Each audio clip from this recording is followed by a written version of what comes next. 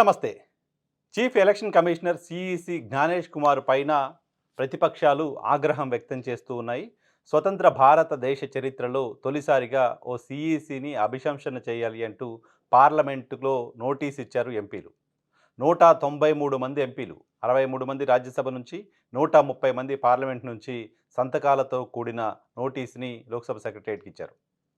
So, ఈ అంశం పైన అభిశంసన తీర్మానాన్ని ప్రవేశపెట్టాలని కోరారు.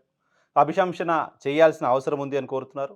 జ్ఞానేష్ కుమార్ ఎన్‌డీఏకి సంబంధించిన ఏజెంట్‌గా పనిచేస్తున్నారు. భారతీయ జనతా పార్టీకి లబ్ధి చేకూర్చడమే లక్ష్యంగా పనిచేస్తున్నారనేది ప్రధానంగా ఆయన పైన ప్రతిపక్షాలు చేస్తున్న విమర్శ. ప్రతిపక్షాలు చేస్తున్న ఆరోపణ. ఇప్పటికే సీఈసీ బాధితులుగా మారిపోతున్నాం మేమంతా అంటూ పార్టీలు గగ్గోలు పెడుతూ ఉన్నాయి. అనేక ఎన్నికలు జరిగిన ప్రతి చోట అక్రమాలు వెలుగు చూస్తూ ఉన్నాయి. ఎన్నికలు జరిగిన ప్రతి చోట అసలేమాత్రం పొంతన లేని లెక్కలు, అసలేమాత్రం టాలీ అవ్వని నంబర్లు ఎలక్షన్ కమిషన్ వెబ్‌సైట్‌లోనే కనపడుతున్నాయంటూ రాజకీయ పార్టీలు చెప్తూ వస్తున్నాయి. ఆంధ్రప్రదేశ్ ఎన్నికలు కావచ్చు, మహారాష్ట్ర ఎన్నికలు కావచ్చు, అలాగే దేశంలో ఎక్కడ ఎన్నికలు జరిగినా ఎన్నికల జాబితా, ఓటర్ల జాబితా తయారీ దగ్గర నుంచి మొదలుపెడితే, ఆ తర్వాత ఫలితాలు వచ్చిన తరువాత నంబర్స్ దగ్గర నుంచి లెక్కబెడితే, పోలింగ్ పర్సంటేజ్ కూడా మార్పు ఉండడం, పోలింగ్ పర్సంటేజ్‌లో కూడా అనూహ్య పెరుగుదల ఉండడం చూస్తున్నాం.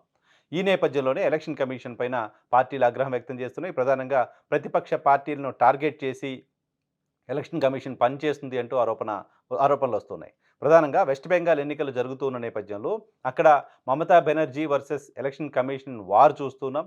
వెస్ట్ బెంగాల్‌లో సర్ పేరుతో భారీగా ఓట్ల తొలగింపు కుట్ర జరుగుతోంది అంటూ ఆమె ఆరోపణ చేస్తూ ఉన్నారు. బీహార్‌లో కూడా అదే తరహాలో 60 లక్షలకు పైగా ఓట్లను తొలగించారు. ఇప్పుడు వెస్ట్ బెంగాల్‌లో ఓట్లు తొలగించే ప్రయత్నం చేస్తున్నారు. తమిళనాడులో అదే ప్రయత్నం చేస్తున్నారు. మరో 12 రాష్ట్రాల్లో కూడా సర్ పేరుతో ఓటర్ల జాబితా నుంచి అర్హులను తొలగించే ప్రయత్నం నేరుగా ఎలక్షన్ కమిషనే చేస్తుంది అనేది పార్టీలు చేస్తున్న ఆరోపణ. ఈ నోటీస్ పైన ఇండీ కూటమికి దూరంగా ఉన్న ఆప్ కూడా సంతకాలు చేసింది. మరి కొంతమంది ఇండిపెండెంట్ సభ్యులు కూడా దీనిపైన సంతకాలు చేశారు.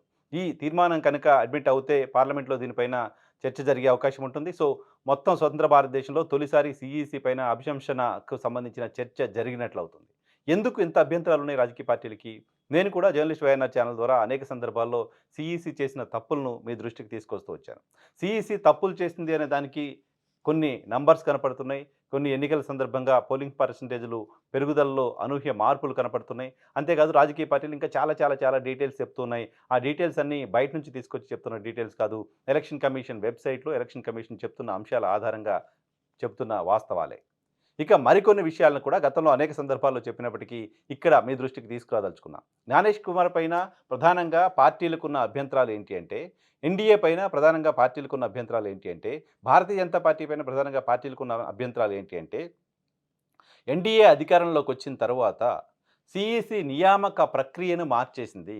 గతంలో సీఈసీని లోక్సభలో ప్రతిపక్ష నేత, భారత ప్రధాన న్యాయమూర్తి, ప్రధానమంత్రి వీళ్ళ ముగ్గురితో కూడిన ప్యానెల్ కూర్చొని ఎవరు సీఈసీగా ఉండాలనేది డిసైడ్ చేసేది. కానీ ప్రస్తుతం ఎన్డీఏ సర్కారు మోదీ నేతృత్వంలో అధికారంలోకి వచ్చిన తర్వాత కొద్ది సంవత్సరాల క్రితం ఆ ప్రక్రియని మార్చింది. ప్రతిపక్ష నేతను సుప్రీంకోర్టు ప్రధాన న్యాయమూర్తిని దీని నుంచి తొలగించి ప్రతిపక్ష నేత, ప్రధానమంత్రి, ప్రభుత్వంలో సీనియర్ మంత్రి వీళ్ళ ముగ్గురు కమిటీ సీఈసీని నిర్ణయిస్తుంది అని చెప్పింది.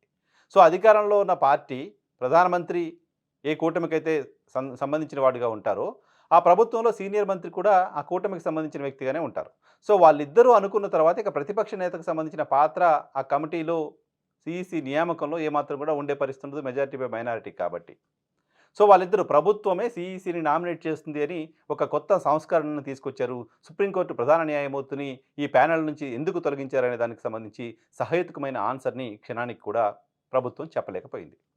దానితో పాటు ఎన్నికలు జరిగిన తరువాత ఎన్నికలకు సంబంధించిన డిజిటల్ డేటాని బహిరంగంగా ఉంచాల్సిన అవసరం లేదు. దాన్ని ఎవరికీ ఇవ్వాల్సిన అవసరం లేదు. అంతేకాదు దాన్ని ఇమ్మీడియేట్‌గా 15 రోజుల్లోనో, 20 రోజుల్లోనో ట్యాంపర్ చేయొచ్చు దాన్ని లేకుండా చేయొచ్చు, దాన్ని కాల్చి పడేయొచ్చు అంటూ కొత్త సవరణను కూడా తీసుకొచ్చారు. ఇప్పుడు ఎన్నికలు పారదర్శకంగా నిర్వహించడం కోసమే మనము డిజిటల్‌గా అదంతా కూడా చిత్రీకరణ చేస్తూ ఉన్నాం. సీసీ కెమెరాస్ పెడుతున్నాం, వెబ్‌కాస్టింగ్ పెడుతున్నాం. ఆ డేటా పార్టీలు అడిగినప్పుడు ఇవ్వకపోతే మరి దానికి సంబంధించిన ఉపయోగం ఏంటి? ఫ్రీ అండ్ ఫెయిర్ ఎలక్షన్ జరుగుతుందని దేన్ని చూసి నమ్మాల్సిన అవసరం ఉంటుంది? ఆ డేటాను ఇవ్వాల్సిన అవసరం లేదు అని ఎన్నికల కమిషన్ సంస్కరణలు తీసుకురావాల్సిన అవసరం ఏంటి? దీనికి కూడా సహేతుకమైన ఆన్సర్ ఎలక్షన్ కమిషన్ వైపు నుంచి కనపడలేదు. ఇక దాంతో పాటు మరొక ముఖ్యమైన అంశం సీఈసీ పైన ఆయన పైన ఏమైనా అభియోగాలుంటే వాళ్ళు క్రిమినల్ ప్రొసీజర్ పరిధిలోకి రారు. వాళ్ళేమైనా తప్పులు చేస్తే వాళ్ళు క్రిమినల్ ప్రొసీజర్ పరిధిలోకి రారు. వాళ్ళని విచారించడానికి సంబంధించిన వీలు లేదు అని వాళ్ళకొక ప్రొటెక్షన్ తీసుకొచ్చింది కేంద్ర ప్రభుత్వం. సీఈసీ ఏం తప్పు చేసినా ఆయన విచారించే అవకాశం ఉండదు. ఆయన విచారించకూడదు అని ఒక ప్రొటెక్షన్‌ని సీఈసీకి ఇచ్చింది. ఆ అవసరం ఈ 75 ఏళ్లుగా, 78 ఏళ్లుగా లేని అవసరం ఇప్పుడెందుకొచ్చింది అనే దానికి కూడా ఆన్సర్ లేదు. ఓ పక్క ఎన్నికల నిర్వహణ జరుగుతున్న తీరుపైన అనుమానాలు కనపడుతున్నాయి. ఎలక్షన్ కమిషన్ చెప్పిన లెక్కలపైన అనుమానాలు కనపడుతున్నాయి. సరిపేరుతో లక్షలాది ఓట్ల తొలగింపు కనపడుతోంది. మేము చచ్చిపోయామని మా ఓట్లు తీసేశారు. మేము బ్రతికే ఉన్నామంటూ మనుషులు బయటకొచ్చి ప్రెస్ కాన్ఫరెన్స్‌లు పెట్టి చెప్తూ ఉన్నారు. దీనికి ఎలక్షన్ కమిషన్ ఆన్సర్ చెప్పట్లేదు. తొలగించిన ఓటర్ల జాబితా మాకివ్వండి అంటూ సుప్రీంకోర్టుకెళ్ళి నెలల తరబడి పోరాటం చేయాల్సిన అవసరం ఉంది. బీహార్ ఎన్నికల సందర్భంగా మా ఓట్లు తొలగించారు, మేము చనిపోయామని, ఇదిగో మేము బ్రతికే ఉన్నామంటూ సుప్రీంకోర్టు ముందుకొచ్చి కొంతమంది మనుషులు మాట్లాడడం చూసాం. సో ఇటువంటి అనేక చిత్ర విచిత్రాలు ఎలక్షన్ కమిషన్ చేస్తూ ఉంది. ఇవన్నీ కూడా రాజకీయ పార్టీలకు, ప్రధానంగా సామాన్య ప్రజలకు కూడా ఎన్నికల కమిషన్ పైన నమ్మకం లేకుండా పోయింది. ప్రధానంగా జ్ఞానేష్ కుమార్ సీఈసీ అయిన తరువాత ఎలక్షన్ కమిషన్‌కి సంబంధించిన ప్రతిష్ట మరింత దిగజారింది. సో ఆ ప్రతిష్టని పెంచే ప్రయత్నం ప్రభుత్వాల వైపు నుంచి, సీఈసీ వైపు నుంచి జరగకపోగా ఒక రాజకీయ పార్టీ నాయకుడి తరహాలో ఆయన ప్రెస్ కాన్ఫరెన్స్‌లో ప్రతిపక్షాలపైన విమర్శలు చేయడం చూస్తూ ఉన్నాం. ఈ నేపథ్యంలోనే ప్రతిపక్షాలన్నీ కలిసి పార్లమెంట్లో అభిశంసన నోటీస్ ఇచ్చాయి. సో దీనిపైన చర్చ జరిగి ఆయన తొలగించే ప్రక్రియ ఉంటుందని ఆశించలేం, కానీ చర్చ జరగడానికి సంబంధించిన అవకాశం మాత్రం ఉంది. చర్చే గనక జరిగితే స్వతంత్ర భారతదేశ చరిత్రలో ఇటువంటి ఒక అపకీర్తిని మూటగట్టుకున్న సీఈసీగా జ్ఞానేష్ కుమార్ ఉండబోతున్నారు.